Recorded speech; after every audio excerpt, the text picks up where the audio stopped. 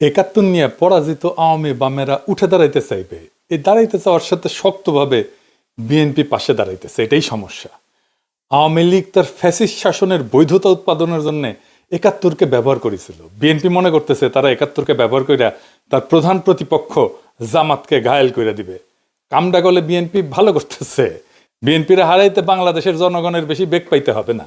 কারণটা এইটা না যে একাত্তর বিএনপি বিরোধী শক্তিকে বিব্রত করবে, কারণটা হইতেছে এই সফট পলিটিক্যাল অস্ত্রকে বিএনপি কিভাবে ইউজ করবে সেটা না জানা। এই সফট অস্ত্র ভালো মতো ইউজ করতে না জানলে নিজের হাতেই ফাইটা যেতে পারে। একাত্তর নিয়ে আমার কিঞ্চিত লেখাপড়া আছে, মানে মুক্তিযুদ্ধের বয়ানে ইসলাম লেখার সময় আমি একাত্তরের এমন কোনো প্রকাশিত দলিল নাই যেটা খুঁটায় খুঁটায় পড়ি নাই।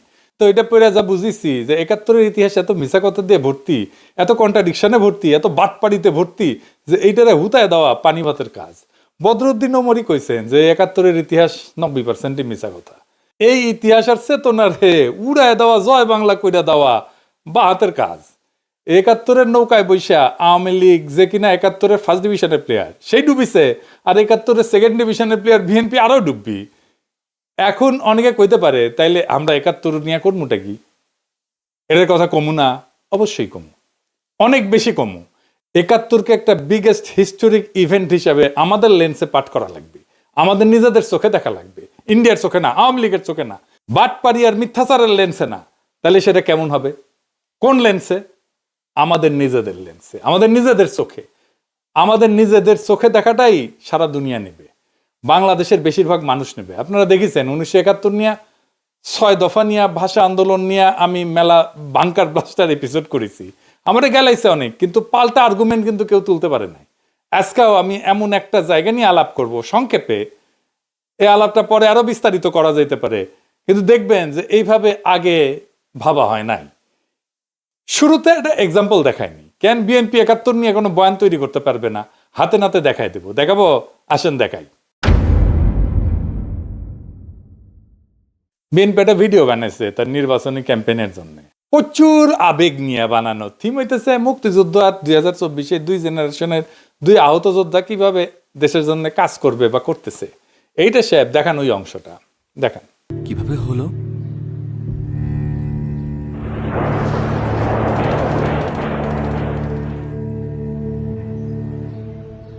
একাত্তর। আর তোমারটা?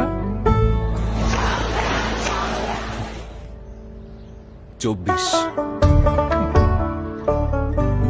চলো উঠি, অনেক কাজ পড়ে আছে।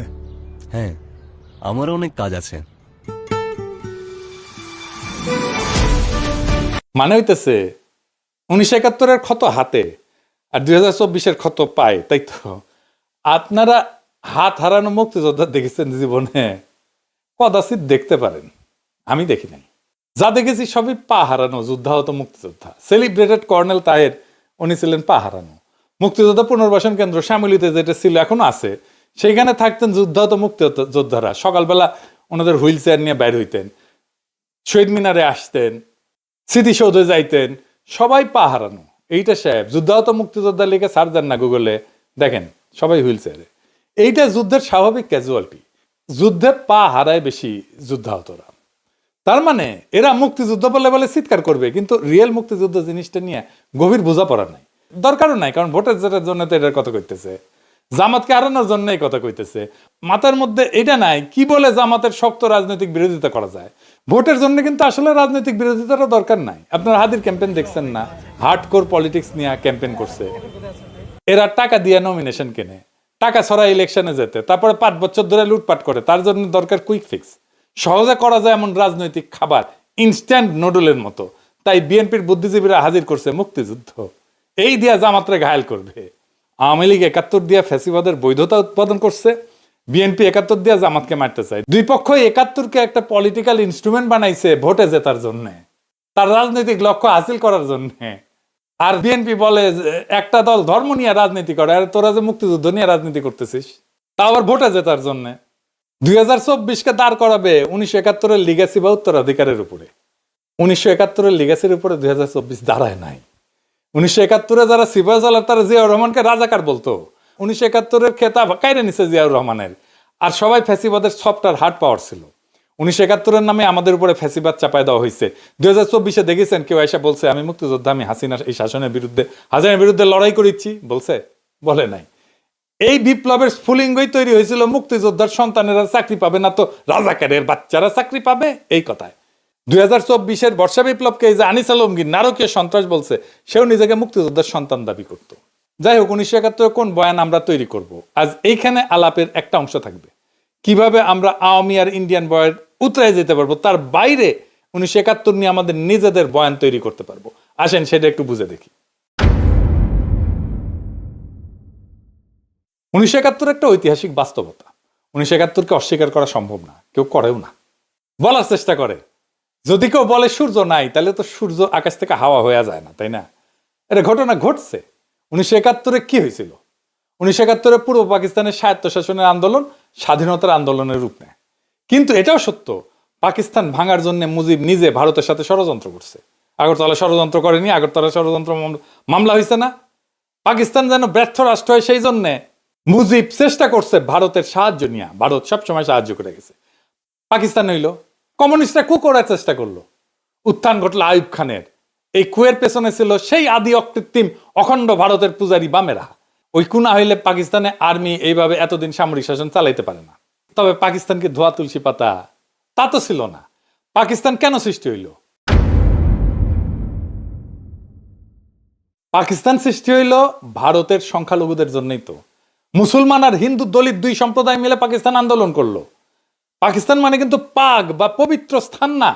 পাকিস্তান হচ্ছে একটা সংক্ষিপ্ত নাম, এটা ভূখণ্ডের। কোন কোন ভূখণ্ড? পাঞ্জাবের পি, আফগানিয়া যেটা আজকে খাইবার পাখতুনওয়ালা, ওটার আগে নাম ছিল আফগানিয়া, সেটার এ, কাশ্মীরের কে, সিন্ধের এস, আর বেলুচিস্তানের TAN, এই সব মিলে হইতেছে পাকিস্তান। তার মানে উত্তর পশ্চিম ভারতের কয়েকটা অঞ্চল জুড়ে একটা রাষ্ট্র। খেয়াল করেন, এখানে বাংলা নাই, পূর্ব বাংলা নাই। পাকিস্তান আন্দোলনের সূচনা ঢাকায়, মুসলিম লীগের জন্ম ঢাকায়। তারা আন্দোলন করতেছে যেই রাষ্ট্রের জন্য, সেই রাষ্ট্র কল্পনায় বাংলাই নাই।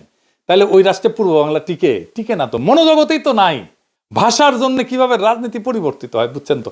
ভাষার মধ্যে রাজনীতি কিভাবে লুকায় থাকে। পূর্ব বাংলা ঢুকছিল সংখ্যার জোরে, কিন্তু রাষ্ট্রের কল্পনায় ঢুকেনি তো। এইখানে ইতিহাসের লেন্স বদলাইতে হবে। আমরা সাধারণত ভাবি পাকিস্তান ভাগলো 1971-এ, আসল সত্যটা হইলো পাকিস্তান ভেঙ্গেই বানানো হয়েছিল। এটা রাষ্ট্রের নামই যখন একটা অংশকে বাদ দিয়া এটাকে চিন্তা করা হয়, কল্পনা করা হয়, তখন সেই অংশকে পরে শাসন করতে হয় বন্দুক দিয়া, ভোট বাতিল করিয়া, সংখ্যাগরিষ্ঠতাকে ভয় পাইয়া, ট্রিগার চাইপা। আর ইন্ডিয়ার উস্কানি তো ছিলই। পাকিস্তানের এলিটটা এতই বেকুব ছিল যে কোনোভাবেই পূর্ব পাকিস্তানকে পলিটিক্যালি কিভাবে ওন করতে হবে সেটা বুঝতে পারেনি। মুসলিম লীগকে টেকাইতে পারি নাই। পাকিস্তান রাষ্ট্রকে যে টিকায় রাখবে পলিটিক্যাল ইনস্টিটিউট, তারই টুকরা করলো। সোহরাওয়ার্দীর তার অনুসারীদের মুসলিম লীগ থেকে বের করে দিল। জন্ম নিল আওয়ামী মুসলিম লীগ। আর সোহরাওয়ার্দী যে বাংলাই বলতে পারতো না, তার শিষ্যরা রাষ্ট্রভাষা আন্দোলন শুরু করলো বাংলা ভাষার জন্য। কি তামাশা! দলিত হিন্দু নেতা যোগেন মন্ডলকে রাতের আধারে পাকিস্তান ছাড়তে হলো। একটার পর একটা ভুল করতে করতে করতে করতে শেষ পর্যন্ত বাংলাদেশ রাষ্ট্রের জন্ম অবশ্যম্ভাবী করে তুলল। পাকিস্তান নিজেই করলো।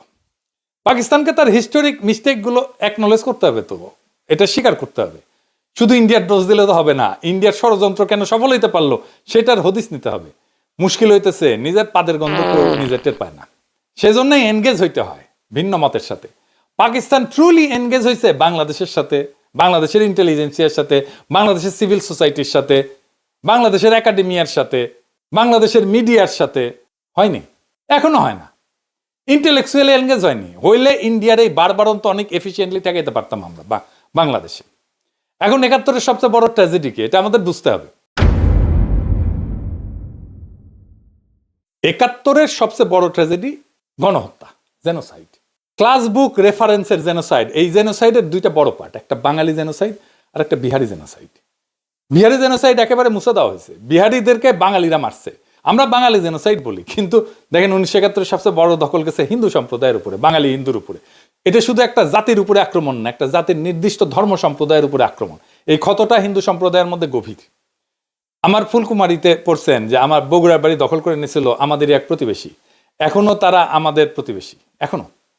এই যে এক্সট্রিমলি কমপ্লেক্স জটিল সিচুয়েশন, এটার তো প্রপার রিকনসিলিয়েশন হয়নি।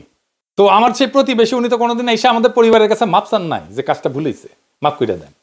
এখন পিনাকি দাবরানি দিলে ওই ভারিচারা হয়ে পালাইবে, সেটা অন্য কথা। কিন্তু বাংলাদেশের সব হিন্দু তো পিনাকি না, সে তো ভয়ে থাকে আমার বাড়ি না আবার দখল করে ফেলে। এইটাকে অ্যাড্রেস করতে হবে, জেনোসাইডের একটা ফয়সালা করতে হবে। আমি দুইটা কাজ খুব চেষ্টা করেছি এই সরকারকে দিয়ে, প্রফেসর ইউনূসের সরকারকে দিয়ে। 71 নিহতদের পুরো নাম তালিকা করা প্রজেক্ট, এক প্রফেসর কাজ করতেছেন এইখান থেকে ওইখান থেকে নানা ফান্ড টান নিয়ে, সামান্য একটা ফান্ডের জন্য উনি ফিল্ড ওয়ার্ক করতে পারতেছেন না, শেষ করতে পারতেছেন না। আমি হয়রান হয়ে গেলাম একটা ফান্ড ম্যানেজ করে দিতে। আমাদেরই সব ভাই ব্রাদার সরকারে আছে, তারাও করে দিলেন না। এটা আর কি বলবো, আর এখন বলতে গেলে তো ওনাদের সাথে রাগারাগি ঝগড়াঝাটি করতে হয়। এই কষ্টটা পড়ে যেতে পারতো প্রফেসর ইউনূসের সরকার, আমি ওনার জন্য ক্রাউড ফান্ডের ব্যবস্থা করতে পারতাম, কিন্তু আমি ওনারা এক্সপোজ করলে ওনার বিপদ হবে, ওনারা খাইয়া দেবে ইন্ডিয়া বা আওয়ামী লীগ। আর একটা কাজ হইতেছে বিহারিদের ক্যাম্পগুলো বন্ধ করে তাদের মেইন স্ট্রিমে নিয়ে আসা। এটা লজ্জার যে তারা এখনো একটা ক্যাম্পের মধ্যে, ঘেটোর মধ্যে আছে। আব্দুল নূর তুষারেরা গণহত্যার জন্য পাকিস্তানে 3 বার ক্ষমা চাইলো, আবার চাইতে বলে ক্ষমা। আব্দুল নূর তুষারেরা বিহারি গণহত্যার জন্য ক্ষমা চাইতে প্রস্তুত আছে? নাই। তাইলে ইতিহাসের রিকনসিলিয়েশন হবে কিভাবে? যখন বিহারি গণহত্যার কথা আসবে তখন দেখবেন গা মুচড়া মুচড়ি করিচ্ছে। আর ফাইনালি জামাতের 1971 স্বাধীনতা যুদ্ধের ভূমিকা, এটা নিয়ে ফাইনাল আলাপ। জামাতের বিরুদ্ধে অভিযোগ যেটা আওয়ামী লীগ করে, সে একই অভিযোগ করে বিএনপি। আওয়ামী লীগ অভিযোগ করে জামাত নেতারা 1971 পাকিস্তানি বাহিনীর গণহত্যার সহযোগী ছিল, এই গণহত্যার জন্য জামাতই দায়ী। সেই কল্পিত অভিযোগে ফাঁসি দিছে তাদের নেতাদেরকে। সেই একই অভিযোগ করে আজকের দিনে বিএনপি। 1971 সালে আমরা যে স্বাধীনতার যুদ্ধ করলাম পাকিস্তানিদের থেকে বেরোয় আসার জন্য, তখন আমরা আপনারা শুধু বিরোধিতাই করেন নাই, ওই পাকিস্তান সেনাবাহিনীর সঙ্গে হাত মিলিয়ে গণহত্যা করেছেন। এই কথা বলতে আমার কোনো দ্বিধা হয় না। কিন্তু খালেদা জিয়া সেই বিচার সম্পর্কে কি বলেছিল শুনেন। আমি বলতে চাই, আজকে মুজাহিদি সাইদি দেলোয়ার হোসেন সাইদি, কামরুজ্জামান, কাদের মোল্লা, এদের সবাইকে তারা মিথ্যে মামলা দিয়ে গ্রেফতার করে রেখে দিয়েছে।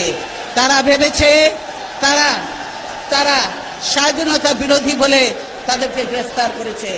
আমি বলতে চাই, আজকে তারা যে অবস্থা করেছে, গোপন চুক্তি করে, স্বাধীনতার পরেও যে গোপন চুক্তি করেছে, স্বাধীনতা বিরোধী শক্তি হলো এই আওয়ামী লীগ, হলো স্বাধীনতা বিরোধী শক্তি, দেশের বিরোধী শক্তি হলো এই আওয়ামী লীগ। আগে তাদেরকে আগে ব্যবস্থা করতে হবে, তবেই এই দেশ নিরাপদ হবে, স্বাধীন হবে। শুনলেন তো, উনি বলছেন মিথ্যা, ওগুলো মামলা। আচ্ছা, মির্জা ফখরুল কি বলেছিল শুনেন। আমাদের এই আলেম উলেমা জামাত ইসলামের নেতৃবৃন্দ, আমাদের মৌলানা নিজামী সাহেব, জামান সাহেব, কাশেমি সাহেব, এই পত্রিকার যে প্রকাশক ছিলেন তাকে সহ অনেকে মৃত্যুদণ্ড, সালাউদ্দিন সাহেব সহ তাদেরকে মৃত্যুদণ্ড দেওয়া হয়েছে মিথ্যা মামলায়। শুনেছেন তো, সেও বলে হাম্বা, মানে তারও ওই একই কথা। আমাদের সময় একটা বিজ্ঞাপন ছিল এইরকম, গরুকে জিজ্ঞেস করে তোমার কি কথা, সে গরু এখন চিৎকার দেয় হাম্বা, বলে ওরও সেই একই কথা। আর এখন বলে স্বাধীনতার পরাজিত শক্তি মাথাচাড়া দিয়ে উঠতেছে, ওদের নস্যাৎ করে গণতন্ত্র প্রতিষ্ঠা করবি নাকি। এবার বলে একটা দল গণহত্যা চালাইছিল, মানে জামাত চালাইছিল গণহত্যা। শুনেন, পাকিস্তান আন্দোলন করতে হয়েছিল মুসলমানরা পাকিস্তানের মুসলমান ভাইদের স্বার্থ রক্ষার জন্য, for the emancipation of the Muslims। তখন আপনাদের নেতা মওদুদি এটা বিরোধিতা করেছিল, ঠিক না? আর আজকে আবার 1971 সালে আমরা যে স্বাধীনতার যুদ্ধ করলাম পাকিস্তানিদের থেকে বেরোয় আসার জন্য, তখন আমরা আপনারা শুধু বিরোধিতাই করেন নাই, ওই পাকিস্তান সেনাবাহিনীর সঙ্গে হাত মিলিয়ে গণহত্যা করেছেন। এই কথা বলতে আমার কোনো দ্বিধা হয় না। জামাত রাঙ্গি রাজাকার ছিল শুনেছেন না, গোলাম আজম রাজাকার শুনেছেন না, গোলাম আজম রাজাকার ছিল না পাগলা, গোলাম আজম রাজাকার ছিল না রে বেকুব, ছিল শান্তি কমিটির মেম্বার, ছিল শান্তি কমিটির নেতা। রাজাকার ছিল প্যারামিলিটারি ফোর্স।